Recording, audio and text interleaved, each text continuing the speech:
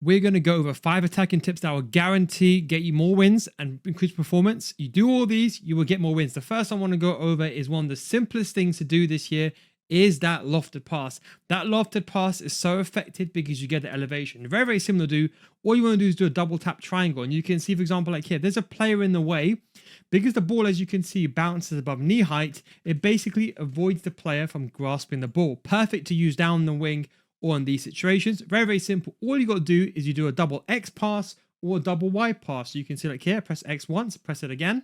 And then very simply, it becomes a lofted pass. Very, very effective at bringing the ball inside the box, just maneuvering the ball. I like to use it mainly in the final third. Now, where I like to use it is in the final third. Let's say, for example, you got a player running it behind. You can see a full video on how to use it on the Patreon series, but you can see when there's a gap there that a through ball won't reach, you can see I didn't do a double tap triangle, and I'm able to get the ball in behind very easily. You can see double tap triangle, lofted through ball. Try it. It will make a big difference. Every time you get a through ball, maybe a regular pass can't make the gap. Remember that lofted through ball. Don't forget, because people are not defending properly, you can really use them to get in behind and score those easy goals. Now, when it comes to shooting inside the boxes, finesse shots are very, very useful. The problem is that people think that you can score those finesses from those extreme angles. No, you can't. Now, technically, if you had the finesse playstyle plus, you can score from these angles. But when you're inside these angles here, instead of using what you normally would do a low driven, the key thing is doing a finesse shot, just a regular R1 shot button here.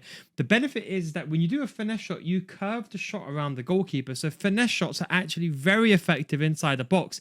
Just keep using them inside the box when you get those angles and you open your body up. You can see another clip over here. Same thing. Get the ball over here inside the box, and you get that angle just on that side there, and you can just finesse the ball into the corner. Now, finesse shots are very effective when you're inside the box, but also, as I mentioned, is that low driven. Whenever you get this angle over here, and you're facing towards the goal, always do a low driven here. You can either go near post if your opponent was the goalkeeper, that's for anyone in a higher level, but just do a double tap shoot button, and that low driven is going to go almost every single time, even after the patch. And the reason I'm going to tell you this is, when you're on this angle just over here and you're running inside the goal, always when you're facing towards the goal, do a low driven.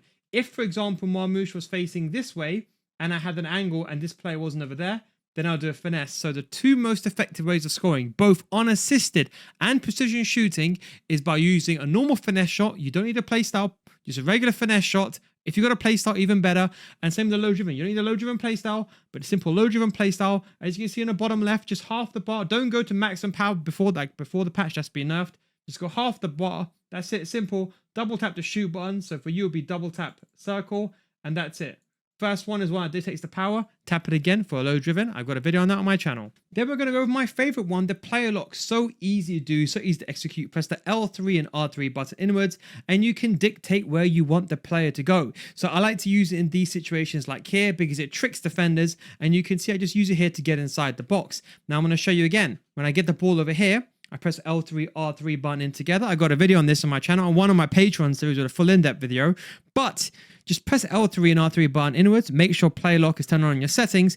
And then the game controls this player on the ball. And you can move this player wherever you want. So you can move it down the wing. And if you press the triangle ball, it will tell AI to request a through ball. This is what all the pro players are using right now, but it's perfect to get the ball. You can ask the ball to come short. You can do a regular pass, and you can see again. Don't forget, you can slow this video down as well. But see, look, L3, R3. As soon as I get possession, this is my favorite way of using it. L3, R3, like here, you can see, and then I see a little gap in the middle. I know an L1 trigger would just make that player go forward, but if I do L3, R3, I can basically run in between a half space, and if my opponent doesn't switch, that's perfect for me to get onto goal. I'm going to show you another example here where I use it. Look at this. Perfect. Same situation again. Make a regular L1 trigger. Then watch L3, R3. Go on the inside. My opponent sees it. Then I quickly turn the outside. Because the jockey button is so slow for so many people this year, they are struggling to defend. So player lock's one of the best things that you can do. When you get to the higher level, you can start doing player lock fakes. That means, for example, when you get the ball, you do an L3, R3, and you may choose another player. For example, like here. So my opponent's thinking, oh, now I'm going to do a player lock with this player. But then what I do is I flick my right analog stick to another player. Again, a bit of trickery. My opponent starts coming out. I bait him and I do a player lock fake. Go to this player again over here. Then I quickly switch to this player and I get the ball and I catch my opponent off guard. Good player, good goalkeeping movement from there. But you can see how you can very easily use it to get into the final third. One of my favorite things to do is just simple left stick dribbling when you get inside the box. Because most people can't defend and most people are using players with like Konate, I don't even think that's that good in the game compared to other players. But they haven't got the jockey play style or they haven't got high defensive awareness. And what that means is they're moving all over the gaff. They're going left, they're swaying to the right-hand side, they can't defend. And this is where left dribbling is the best thing because you know what? Humans, they naturally get emotional, they get frustrated. You might do it as well, but let your opponent do it. Let them get frustrated. And you can see with left dribbling, just let them panic, let them overcommit one way, let them oversway. It's so easy to get past with left stick dribbling. Now, you don't have to do anything crazy, just basic left stick movement. Let someone overcommit, go around. If they don't overcommit, just pass the ball around them. But if they come out like they do when they get frustrated, maybe they conceded a goal, it's just so easy just to glide past them and just make them look like they're not even there. I would definitely recommend watching my left stick dribbling tutorials on how to dribble. But again, just simple left stick. You see the player coming towards you, just go look to the right hand side, go around, let them overcommit. And then when they overcommit and you see the angle, then you just go forward. It's that simple. And the more frustrated a player is, the more, you see another example of lofted pass there, but you can see the more frustrated a player is, the more mistakes they'll make, especially in foot champions. So remember, just basic left analog stick. Use my tutorials, get used to left stick dribbling. Is one of the best ways of going forward. I know you're going to tell me, okay, now what do I do against the better players that don't commit? The best thing to do is controlled sprint. That's my other tip. Even if you haven't got the playstyle, what I use is control sprint to give me a burst of pace.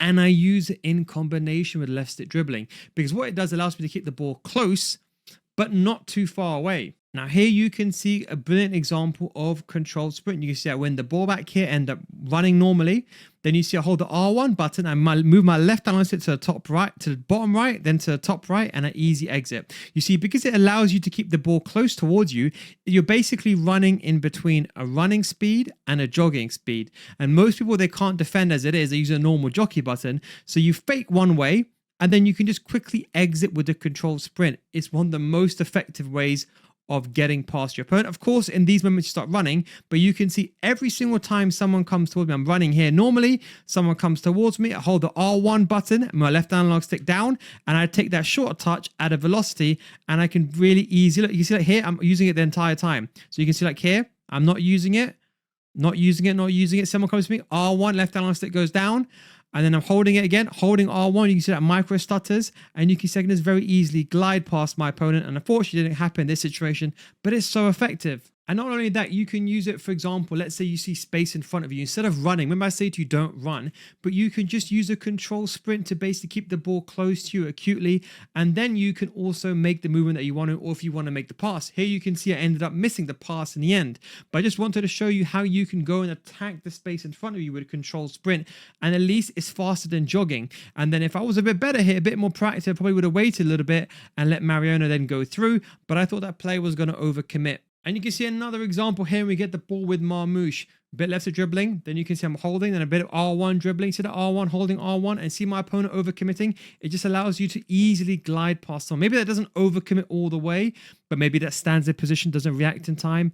Simple R1 dribbling is all that you need. Anyways, I hope you enjoyed this video. Don't forget, if you want to get better at FC26, you can come join my Patreon series where we go through all of these mechanics in detail. We have the meta mechanics series. We talk about the player lock, protecting the ball, shielding the ball, effective ways to lofted pass. We go over a gameplay example, how to do it properly, effective ways of scoring. We go through all of these that you're probably seeing today inside the FC26 school if you want to see more in detail with analysis, gameplay analysis. We've also got some left stick dribbling, pro analysis, how the pros do it and use a bit of control sprint. And if you want to learn how to do those micro stuff, left stick dribbling, we've got a video there under the fundamental series. And we'll have more videos coming. Don't forget, if you don't get bet after 1 month, we will refund your money. It's a no guides guarantee. Link is down below in the description. Thanks for watching. Take it easy, and I'll catch you next time. Peace out, guys.